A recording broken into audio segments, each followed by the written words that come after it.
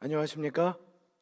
우리 지난 밤사이에도 하나님의 선하신 돌보심으로 우리 이 시간 함께 모여 예배드리고 찬양할 수 있도록 인도하신 하나님께 진심으로 감사와 영광을 돌려드립니다. 방금 전에 부르신 찬양이 오늘 온종일 우리 성도님들의 고백이 되시기를 간절히 바랍니다.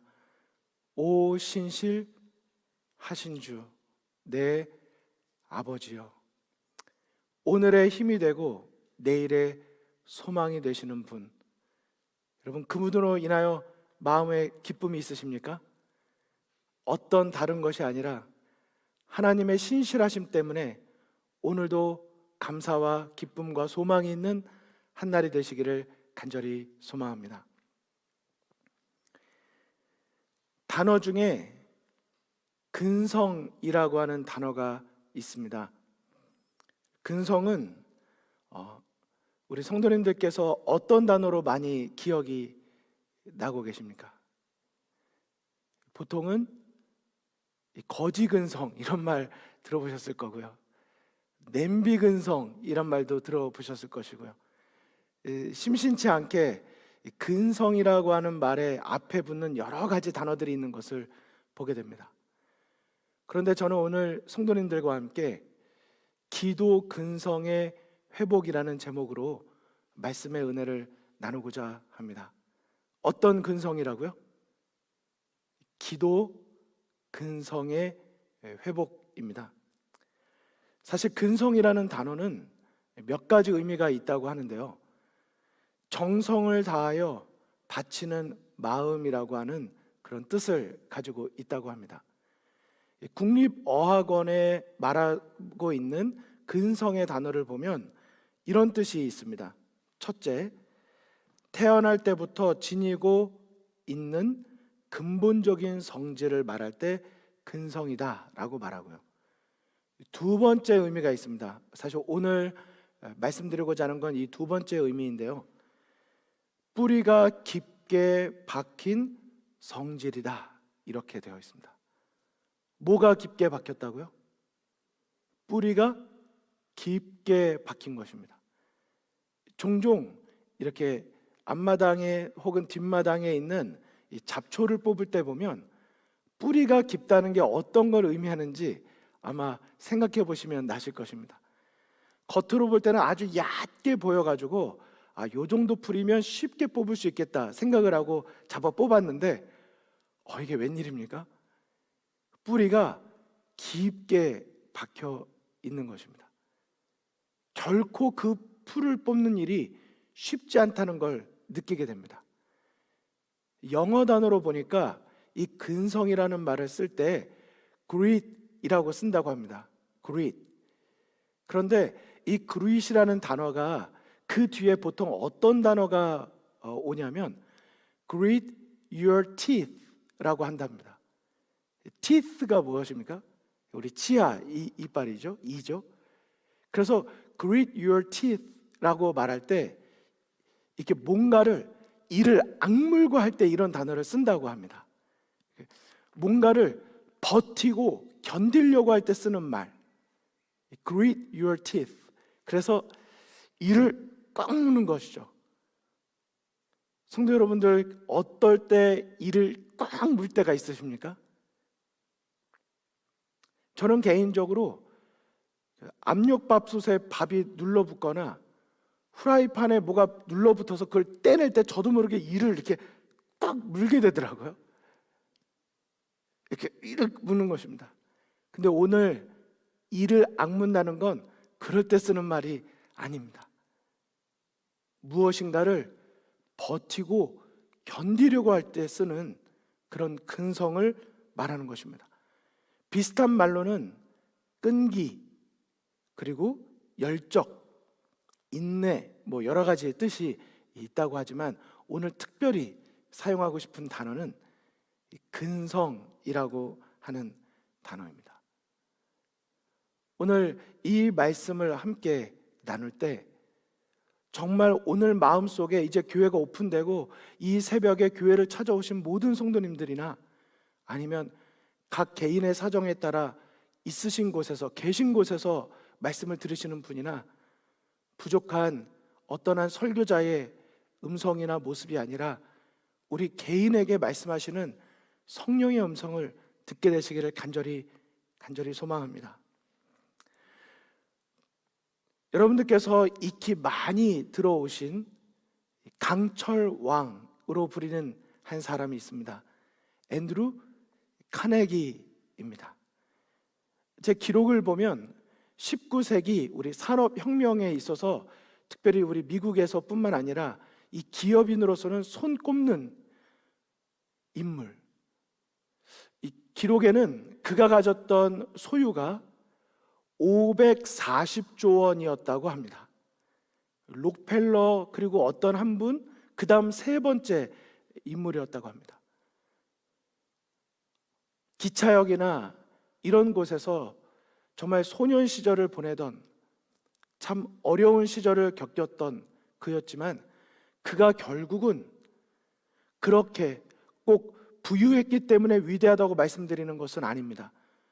그가 인간으로서도 인생의 목표를 정하고 그 목표를 달성하는 데 있어서까지 그에게 있어서 어떤 것이 그런 성공을 가져오도록 만들었는가? 저는 두 가지 일화를 먼저 말씀드리고 싶습니다. 아마 우리 들어보셨을 텐데요. 이 카네기의 인생에 있어서의 그 일화 중에 가장 손꼽는 것 중에 하나는 그의 아주 어린 시절의 일화입니다. 이 카네기가 어린 시절에 어머니와 함께 식료품점에 갔는데 그 식료품점에는 이 체리를 파는 그런 가게가 있었다고 합니다. 그런데 체리를 이 어머니가 이렇게 하고 있는 이렇게 사기 위해서 또 여러 가지 일을 보고 계신 중에 그것을 물끄러미 이 카네기가 이렇게 보고 있었던 것이죠. 그 체리 가게의 주인이 되는 그 할아버지께서 너무나도 이걸 물끄러미 계속 쳐다보고 있으니까 당연히 어른 마음에서 어떤 마음이 들겠습니까? 아유, 이게 꽤나 먹고 싶은가 보다, 이런 생각이 들겠죠. 그래서 그 아이에게 이야기를 합니다.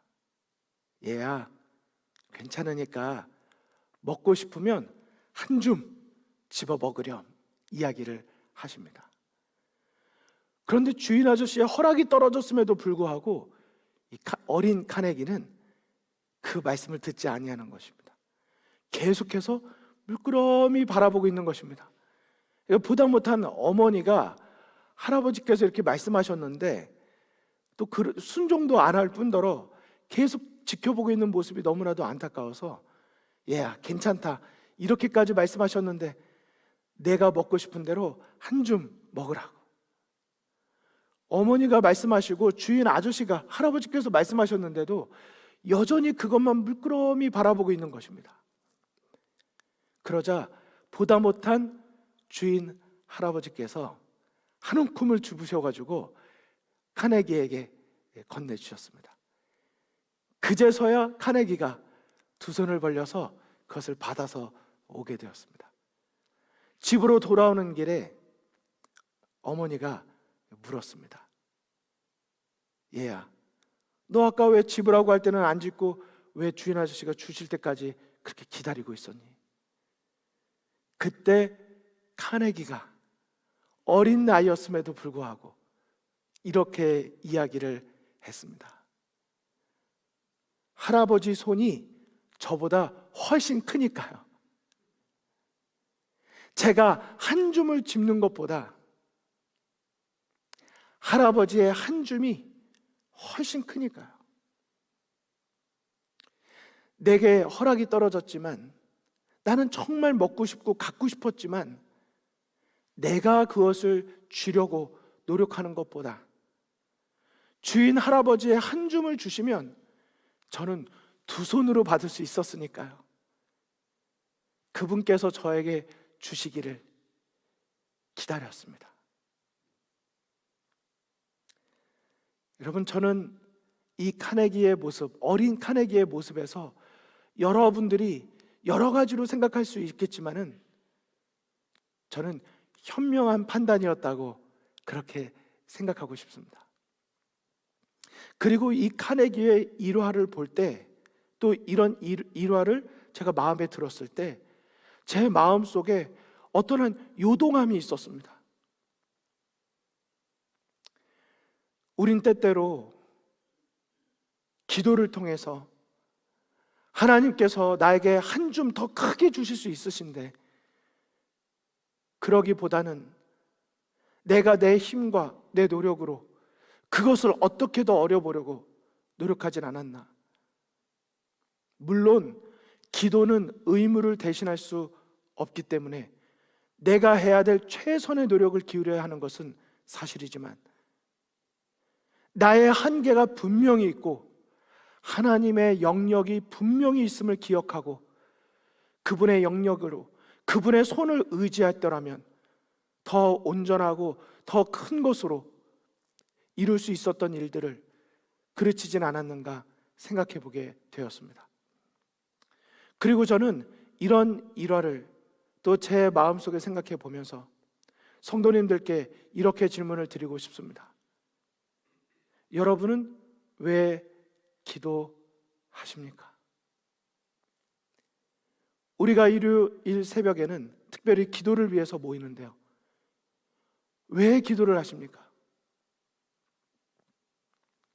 저는 우리 모든 성도님들의 대답이 오늘 이것이 되었으면 좋겠습니다. 하나님의 손이 저보다 훨씬 크니까요. 하나님의 손이 제 손보다 훨씬 크니까요.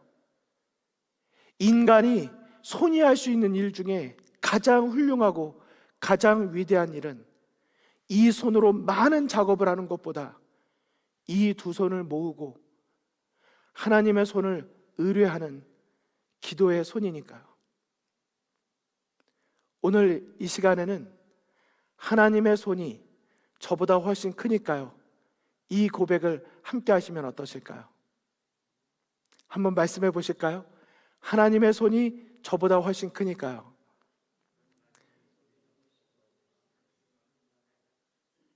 여러분 아멘이십니까? 한 가지의 일화가 더 있습니다. 이 카네기 선생님이 여러 비즈니스를 해야 되니까 여러 사업체들을 방문을 다녀야 됐습니다.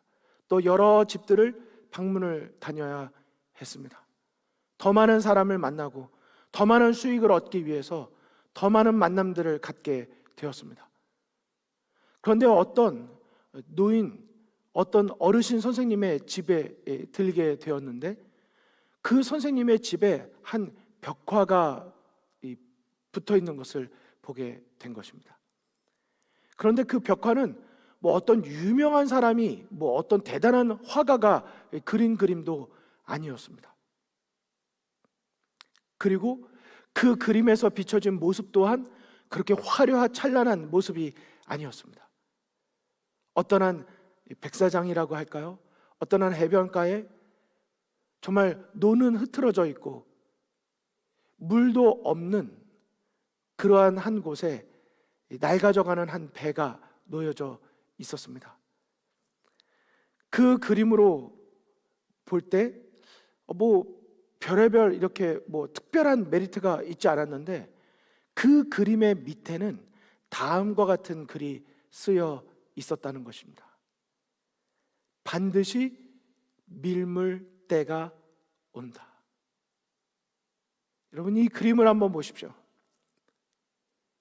그렇게 화려하고 대단한 배는 아니지만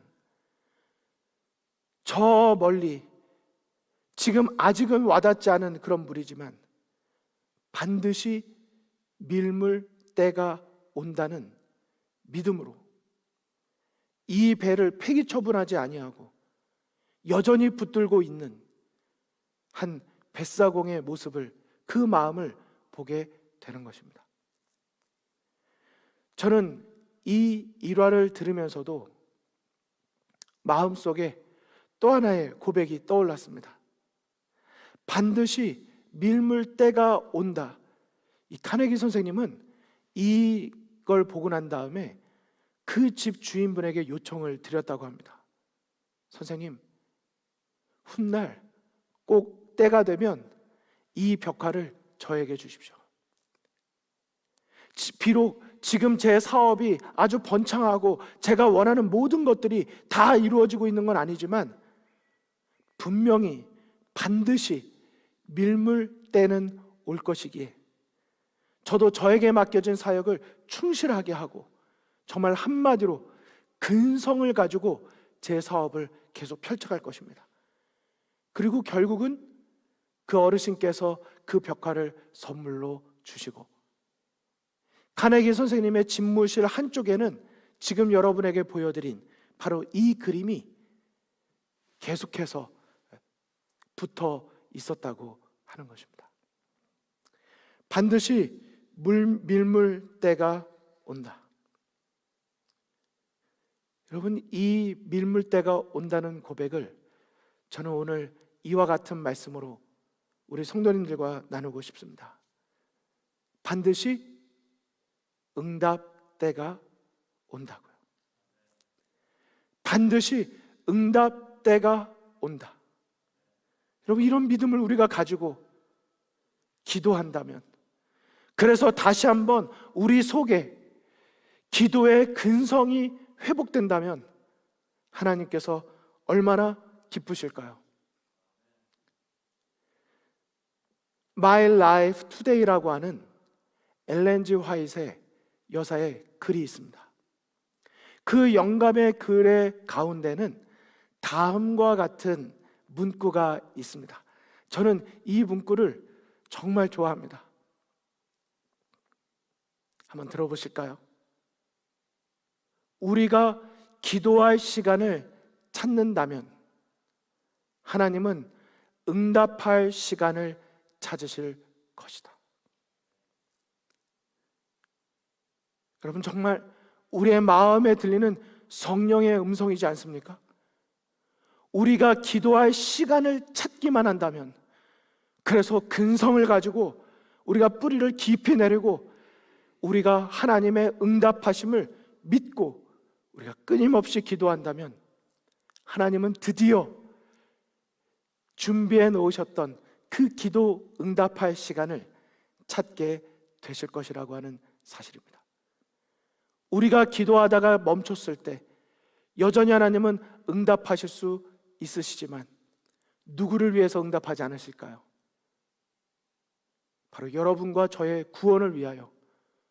기도하지 않고도 되는 일이 있구나. 기도하지 않고도 구원에 이를 수 있구나.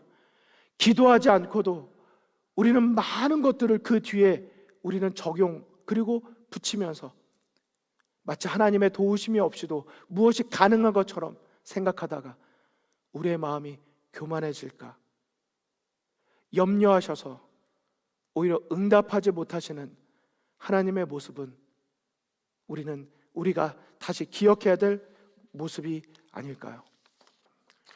저는 이 시간 성도님들께 6가지의 성경절을 오늘 이 시간 읽어드리고 싶습니다. 로마서 12장 11절과 12절의 말씀입니다. 부지런하여 게으르지 말고 열심을 품고 주를 섬기라. 소망 중에 즐거워하며 환난 중에 참으며 기도에 항상 힘쓰며. 물론 11절만 따로 볼 수도 있고 12절만 따로 볼 수도 있지만 우리가 성경을 읽을 때 가장 바람직한 것은 그 문맥 속에서 보는 것입니다. 그리고 이미 잘 아시는 것처럼 로마서를 여러 가지로 구분할 수 있지만 11절까지를 믿음으로 얻는 구원에 대한, 의에 대한 이론이라고 본다면 로마서 12장부터는 이제 그와 같이 믿음을 가졌다면 이렇게 살아라 라고 하는 것이 12장부터의 내용입니다. 그렇게 볼 때 부지런하여 게으르지 말고 열심을 품고 주를 섬기는 방법 중에 한 가지가 기도에 항상 힘쓰는 것임을 우리는 기억할 수 있는 것입니다. 골로새서 4장 2절의 말씀은 사실 오늘의 주제 성경절입니다. 이 구절은 다 함께 한 목소리, 한 소망으로 읽어 주시겠습니까? 시작. 기도를 항상 힘쓰고 기도에 감사함으로 깨어 있으라. 기도에 감사함으로 깨어 있으라. 여러분, 기도하지 않으면 어떻게 된다는 말씀입니까? 다 졸며 잘세, 바른 준비를 할 수 없게 될 것입니다. 기도하는 사람은 깨어 있게 될 것입니다. 기도의 근성이 회복되어야 되는 이유입니다. 빌립보서 4장 6절의 말씀입니다. 아무것도 염려하지 말고 오직 모든 일에 기도와 간구로 너희 구할 것을 감사함으로 하나님께 아뢰라. 여러분, 여기 계속해서 감사함으로 하나님께 아뢰고 감사함으로 기도하라고 말하고 있습니다. 왜 그럴까요? 다윗은 어떻게 하루 3번씩 기도드릴 때 그런 상황 속에서 감사의 기도를 드렸다고 성경은 기록할 수 있었을까요? 그들의 마음속에 나의 기도를 들으시는 하나님에 대한 확신과 이 기도에 응답하실 것에 대한 믿음이 있었기 때문입니다. 우리는 응답되지 않은 때에도 이미 믿음으로 감사의 기도를 드릴 수 있는 것이죠. 특별히 여기 모든 일이라고 했습니다. 여러분, 오직 모든 일에, 모든 일에는 아주 크고 중요하다고 생각되는 일도 포함이 될 수 있지만 무엇도 포함될 수 있습니까? 아주 사소하고 극히 사소한 일까지도 포함이 되는 것입니다. 우리 모든 일에 기도와 간구로 하나님께 아뢰게 되시기를 간절히 바랍니다. 베드로전서 4장 7절의 말씀입니다. 만물의 마지막이 가까웠으니 그러므로 너희는 정신을 차리고 근신하여 기도하라 말씀하셨습니다. 두 성경절을 더 말씀드리겠습니다. 유다서는 1장밖에 없죠. 20절, 21절입니다. 사랑하는 자들아, 너희는 너희의 지극히 거룩한 믿음 위에 자기를 건축하며 성령으로 기도하며 하나님의 사랑 안에서 자기를 뭐하고요? 지키고, 성령으로 기도하며 하나님의 사랑 안에서 자기를 지키고 영생에 이르도록 우리 주 예수 그리스도의 긍휼을 기다리라 말씀하셨습니다. 여러분, 우리가 그리스도의 하나님의 사랑 안에 우리를 지킬 수 있는 방법이 성령으로 기도하는 것입니다. 누가복음 18장 1절과 7절의 말씀은 예수님께서 직접 비유로 말씀해 주신 그 내용입니다. 항상 기도하고 낭망치 말아야 될 것을 저희에게 비유로 하여 말씀하셨습니다. 어떻게 낭만치 않을까요? 응답이 오지 않는데도 어떻게 낭만치 않을까요? 하나님은 우리가 기도할 시간을 찾기만 한다면 응답할 시간을 찾고 계신 분임을 믿기 때문입니다. 그래서 예수님은 다음과 같이 말씀하셨죠. 하물며 하나님께서 그 밤낮 부르짖는 택하신 자들의 원한을 풀어주지 아니하시겠느냐, 저희에게 오래 참으시겠느냐 말씀하셨습니다. 여러분, 이 6가지의 성경절 외에도 성경에는 많은 기록이 있지만 저는 오늘 여러 성도님들께서 이 6개의 성경절들에 오늘 여러분의 희망을 걸고 이 성경절 위에 손가락을 얹어놓고 하나님 앞에 믿음의 기도를 드리게 되시기를 간절히 소망합니다. 제가 한국에 있을 때 합회에서 섬길 수 있는 기회가 있었습니다.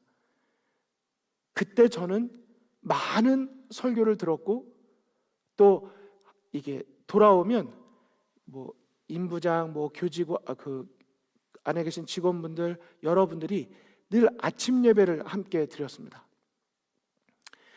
정말 훌륭한 설교, 또 많은 말씀을 들었지만 제가 차 탈 때마다 기억나는 우리 그 당시 고미숙 출판전도부 우리 부차장님의 설교가 제 마음에 항상 떠오릅니다. 그날 설교 시간이 다 돼서 예배 시간이 다 돼서 급히 도착을 하셨어요. 저희 모두가 오늘 좀 아침에 바쁘신 일이 있으셨나 보다 생각을 하고 이렇게 이제 기다리고 있었습니다. 근데 체구도 자그마하시고 정말 이렇게 고우시고 열심히 있으신 분이십니다. 모든 일에 진실하게 하시는 분이세요. 그래서 그 분의 모습만 봐도 참 마음속에 감동이 되는 그런 분이셨습니다. 그런데 그날 말씀을 이렇게 나누시는데 이렇게 말씀을 하시는 거예요. 오늘 제가 오다가 교통사고가 났습니다. 크게 난 건 아니지만 이렇게 살짝 접촉사고가 있었다고 말씀을 하시는 거예요. 그래서 저희는 다 그 말씀을 들을 때 어이구, 교통사고가 나셨구나. 그래서 얼마나 힘드실까. 어떤 뭐 큰일은 없으시겠지? 여러 가지로 이제 교통사고와 관련된 생각들로 가득 찼습니다. 근데 그 차장님께서 이렇게 말씀하시는 거예요. 저는 교통사고가 난 원인이 왜 오늘 이렇게 됐을까? 오면서 생각을 하다가 원인을 찾았다는 거예요. 오늘 급하게 또 빨리 나와서 역할을 하려고 하다가 그만 기도하지 않고 시동을 걸고 출발했다는 거예요. 오는 내내 교통사고 난 것에 대한 생각을 가지신 것이 아니라 내가 오늘 하나님께 이 모든 걸 맡기고 했어야 되는데 내가 그리하지 못하고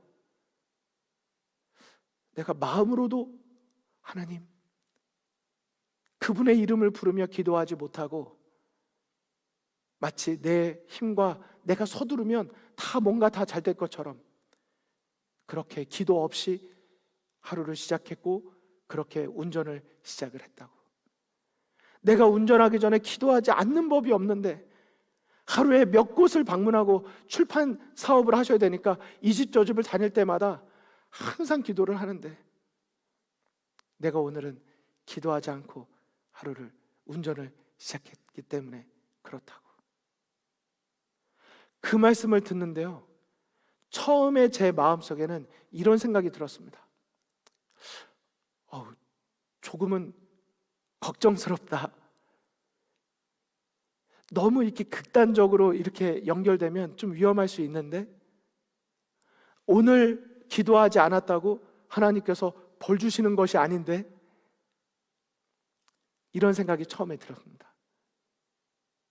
그런데 조금 더 생각해 보니까 그리고 그 말씀을 듣고 또 예배가 끝나고 자리에 들어가서 기도의 시간을 갖고 다시 생각을 하다 보니까 그분이 오늘 교통사고 난 것이 하나님께서 벌 주셨다고 생각하는 게 아니셨구나 이런 걸 깨달았습니다. 기도하지 않으면 벌 받는다 이렇게 말씀하신 게 아니시라는 걸 알았어요. 그분이 날마다 기도의 생애를 너무 중요하게 생각했기 때문에 모든 삶의 구석구석에서 일어나는 모든 일의 결과가 다 뭐로 생각이 되시는 거예요? 잘 돼도 이거는 기도 때문에 된 것이고 안 돼도 이건 기도 때문인 것입니다.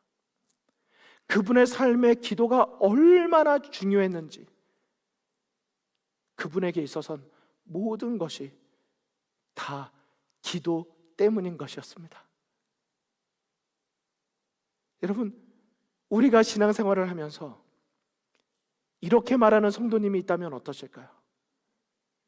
예수님 때문에, 어떤 것이든 예수님 때문에라고 말하는 성도가 있다면 여러분 어떠시겠습니까? 그분의 삶의 감화가 정말 크지 않을까요? 그런데 모든 일에 기도 때문이라고 말할 수 있다면 하나님은 그런 성도를 보시면서 얼마나 마음에 흐뭇하시고 기쁘실까요? 종로의 계단 95쪽 그리고 97쪽에는 다음과 같은 말씀이 있습니다. 우리의 기도가 응답되기를 바랄진대 우리는 기도가 용서함을 받고자 하는 그와 같은 모양으로, 그와 같은 정도로 남을 용서하여야 할 것이다. 기도를 꾸준히 하는 일은 응답을 받는 한 조건이 된다. 우리의 믿음과 경험이 자라나기를 원할진대 우리는 항상 기도하여야 한다.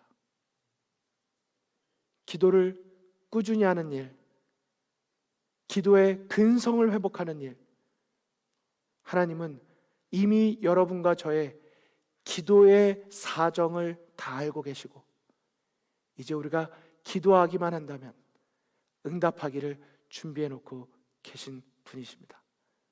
오늘 이 시간 그 하나님께 우리 믿음으로, 감사함으로 함께 기도드리지 않으시겠습니까?